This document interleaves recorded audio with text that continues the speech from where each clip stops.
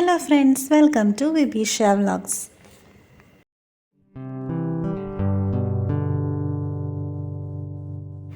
നമ്മളിന്ന് ഉണ്ടാക്കാൻ പോകുന്നത് ഒരു ക്യാബേജ് തോരനാണ് കേട്ടോ.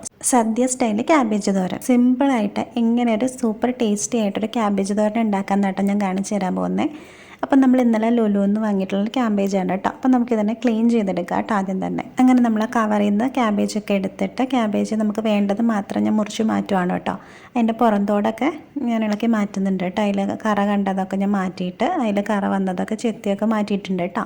ഞാനിപ്പോൾ കഴുകുന്നില്ല, ഞാൻ അരിഞ്ഞ ശേഷമായിട്ട് കഴുകാറുള്ളത്. നമ്മൾ സദ്യ സ്റ്റൈലിലൊരു ക്യാബേജ് തോരനാട്ടോ ഉണ്ടാക്കുന്നത്. സദ്യ സ്റ്റൈലിലെ ക്യാബേജ് തോരൻ ഉണ്ടാക്കുമ്പോൾ നമ്മൾ കുനുകുനാന്ന് അരിയണം കേട്ടോ. എത്ര ചെറുതായിട്ട് അരിയുന്നോ അത്രയും നല്ല ടേസ്റ്റാണ് ആയിരിക്കും നമ്മുടെ ക്യാബേജ് തോരൻ കേട്ടോ. അപ്പോൾ ഞാൻ ചെറുതായിട്ട് അരിയുന്നുണ്ട് കേട്ടോ.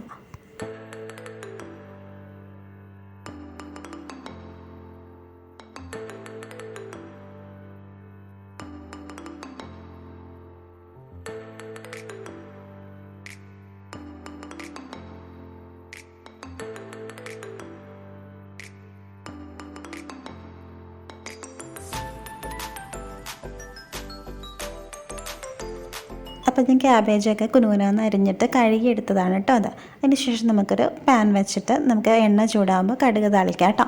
അതിന് ശേഷം അതിലേക്ക് നമുക്ക് ഒരു 3-4 ഉഴുന്നുപരിപ്പും കൂടി നമുക്ക് ചേർത്ത് കൊടുക്കാം. അത് പൊട്ടിക്കഴിയുമ്പോൾ നമുക്കതിലേക്ക് കറിവേപ്പിലയും ചുമന്ന മുളക് ഉണക്കമുളകും കൂടി ചേർത്ത് കൊടുക്കാം കേട്ടോ. അതിന് ശേഷം അതിലേക്ക് ഞാൻ സവാളയായിട്ടോ ചേർത്ത് കൊടുക്കുന്നത്. ചെറിയുള്ളി ഉണ്ടെങ്കിൽ ചെറിയുള്ളിയും കൂടി നിങ്ങൾക്ക് ഇടാവുന്നതാണ് കേട്ടോ. അതിന് ശേഷം നമുക്ക് പച്ചമുളകും കൂടി ചേർത്ത് കൊടുക്കാം. സവാളയൊക്കെ ഒന്ന് ജസ്റ്റ് വഴന്ന് വരുമ്പോൾ നമുക്കിതിലേക്ക് ക്യാരറ്റ് കൂടി ചേർത്ത് കൊടുക്കാം കേട്ടോ. നിങ്ങളുടെ കയ്യിൽ ബീൻസ് ഉണ്ടെങ്കിൽ ബീൻസും കൂടി ചേർത്താൽ സദ്യ സ്റ്റൈല് പൂർണ്ണമാവും കേട്ടോ.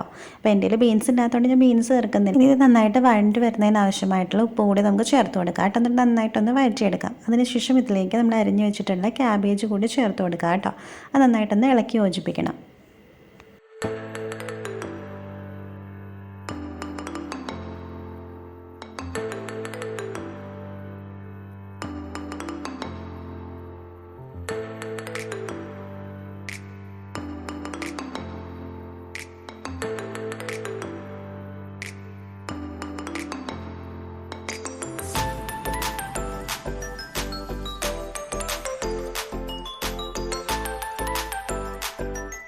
ഇനി നമുക്ക് ഇതിനാവശ്യമായിട്ടുള്ള തേങ്ങാരപ്പ് റെഡിയാക്കാം കേട്ടോ. അതിന് വേണ്ടിയിട്ട് ഞാൻ കുറച്ച് തേങ്ങ എടുത്തിട്ടുണ്ട് കേട്ടോ.